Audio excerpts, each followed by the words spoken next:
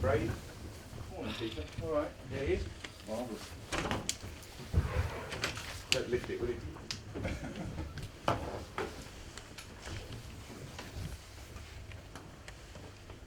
Okay. Are you going to sign your contract at any point? Am I going to sign it? Yeah, I hope to at some point, yeah. It's still with legal people at the moment, so don't anticipate to be too many problems. So, yeah, I think it'll get done quite quickly. Are you looking forward to this game? Because Tony Pulis for many years was Mr. Stoke, wasn't he? It was a hard job to follow, if you like, because of what he'd done. Yeah, I mean, I think I've acknowledged Tony's work here. Almost every interview I've done when I'm asked the question, I think, and that's right to do that. I think it's fair to say I got the job because, having spoken to people here, there was a real feeling that the team was looking like it was starting to fail, so there needed to be a change. So that's why I got the opportunity here, and thankfully so. And I think the way the team has gone since, and the work that the players have done has been quite exceptional. I think always it's the players that really deserve the credit for obviously embracing a completely different way of working, embracing new targets, new ways of working, and they've been exceptional in that regard, and that's why I think we've been able to do what we've been able to do up to this point. Obviously last year was a great season for us, first finished in the top 10. The challenge again this year was to be able to get somewhere near that again. It looks like, touch wood, we're likely to do that for a second season running. So yeah, it was a challenge. It was a challenge for me. Obviously I came here with a little bit of cloud over my tenure at a previous club, so I needed to make it work for a lot of reasons.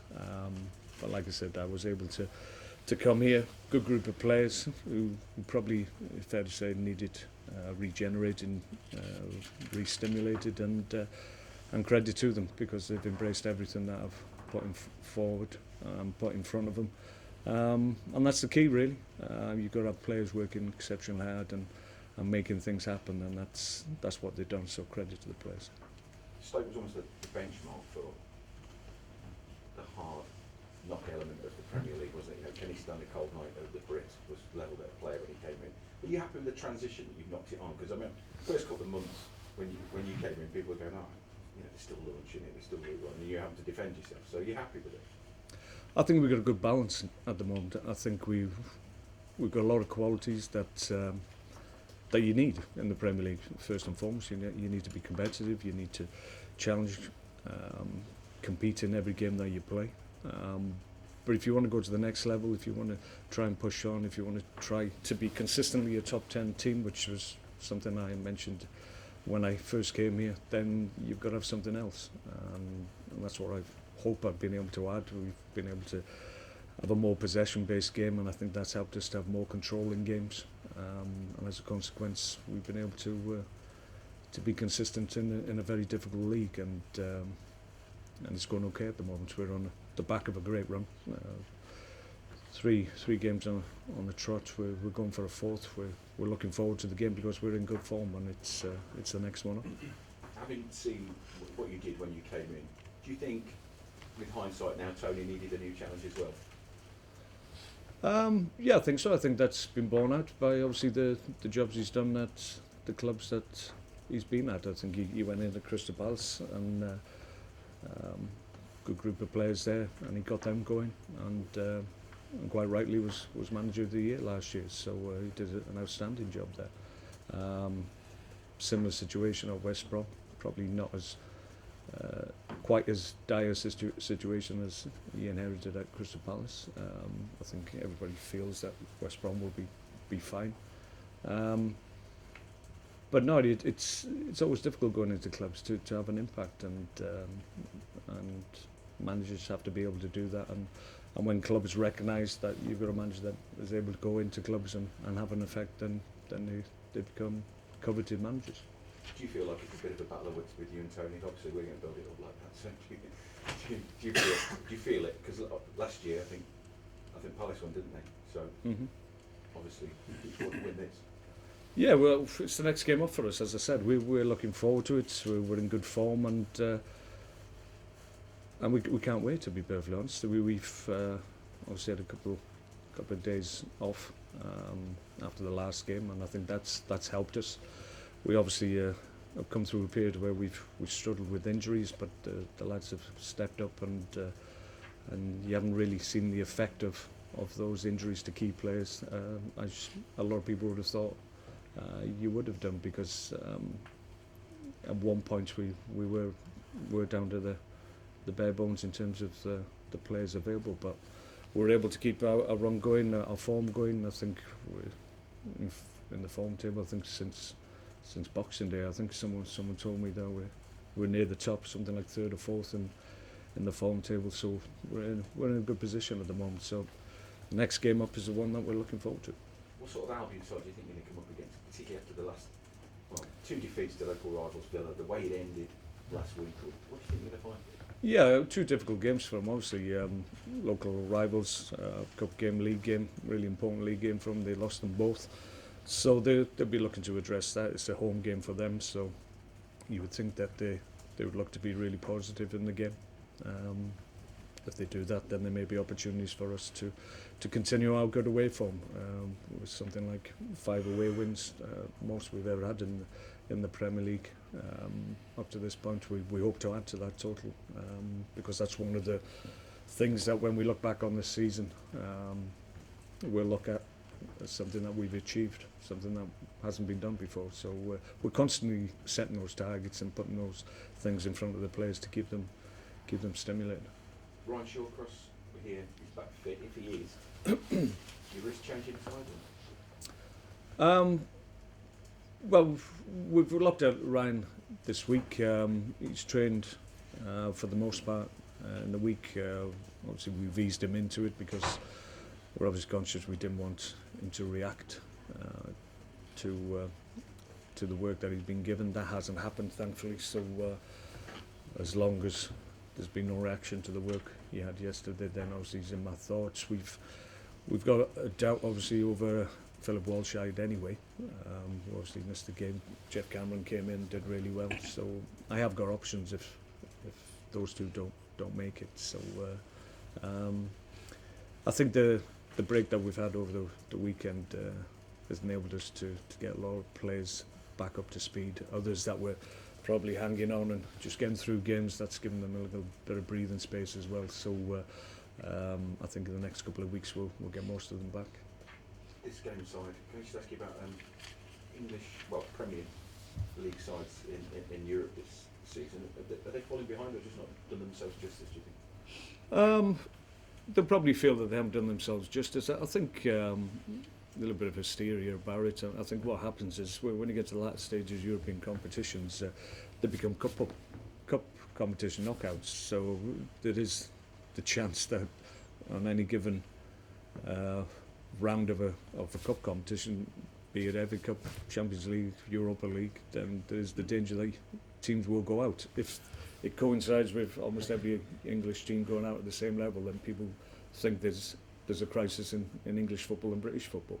I think it's fair to say they haven't been as good this year as we'd all hoped. Obviously, English teams in the Champions League and Europa League fly the flag for the Premier League, and we all feel this is the strongest league, so we want to see our teams do well. But maybe they've underachieved a little up to this point. But to say there's something drastically wrong with the Premier League and English football, I don't think that's right. What about the assimilation, cheating, call it what you like, and then the subsequent surrounding the referee? Do you think the Premier League's as bad as anywhere else, or do you think it's slightly worse across Europe?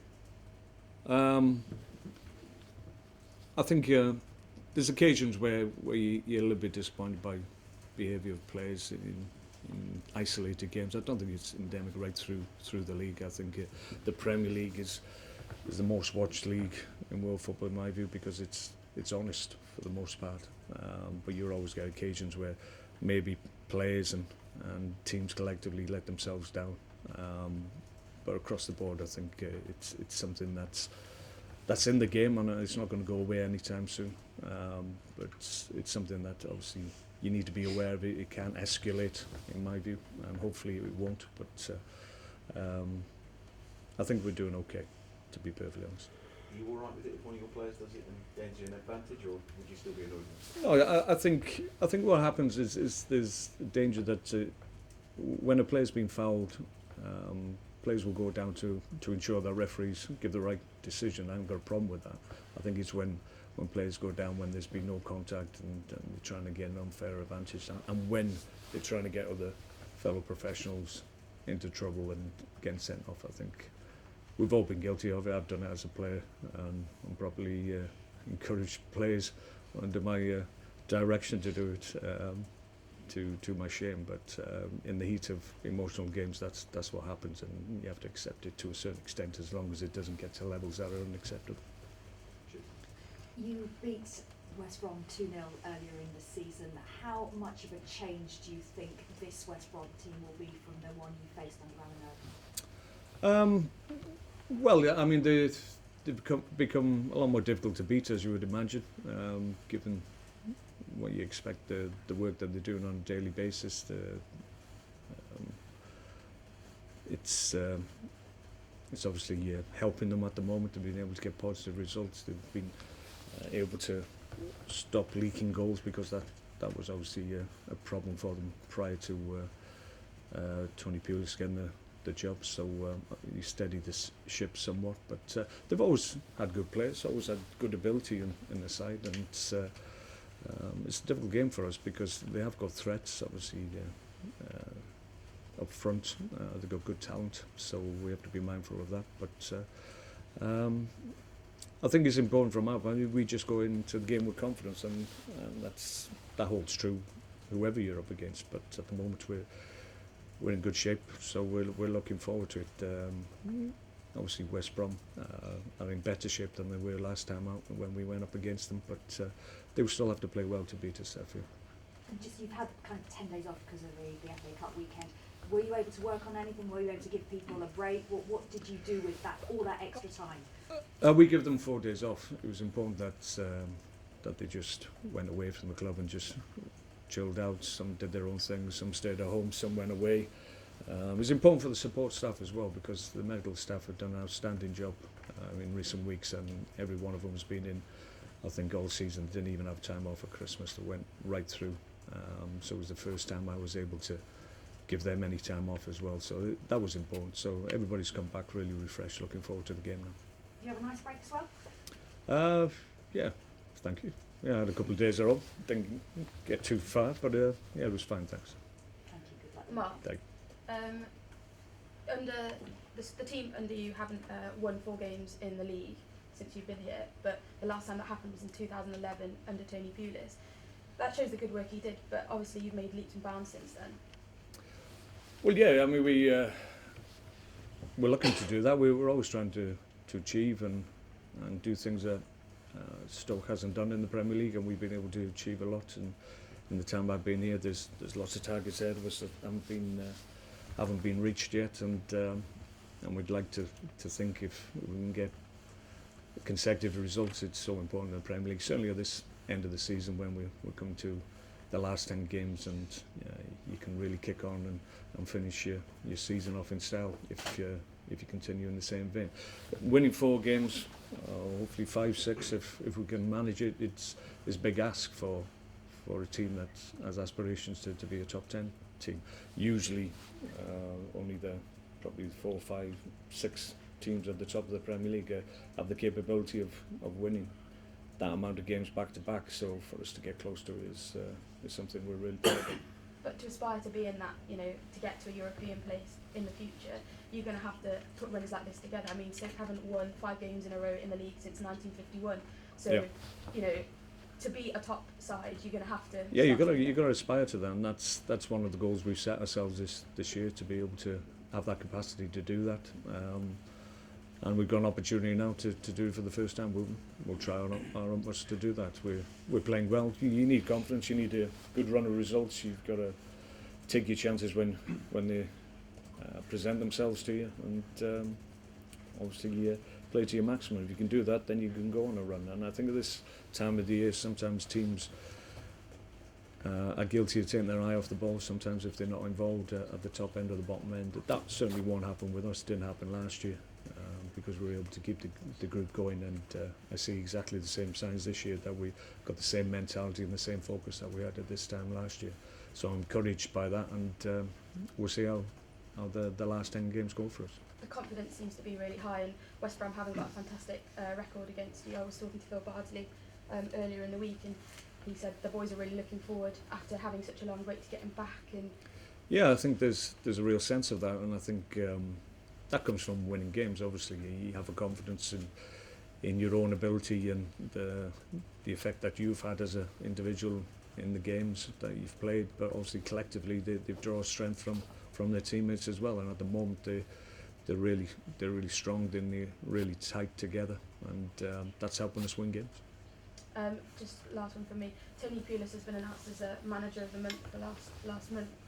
Obviously, sometimes that can be a little bit of a curse. Maybe you're hoping that might be the case on Saturday? Well, let's hope so.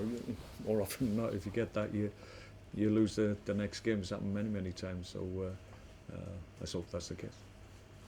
Mark, one of the perks of the job of being Stoke City manager is that, well, apart from the car parking space and the free oak cakes, you get to beat West Brom on a regular basis. But I would cite that this is probably the most difficult game Stoke are going to be playing against West Brom, if not for years, for decades, actually. Yeah, there seems to be right through Premier League, all leagues, to be perfectly honest. There always seems to be one club that seems to find it more easy to overcome another club, and there's lots of examples of that.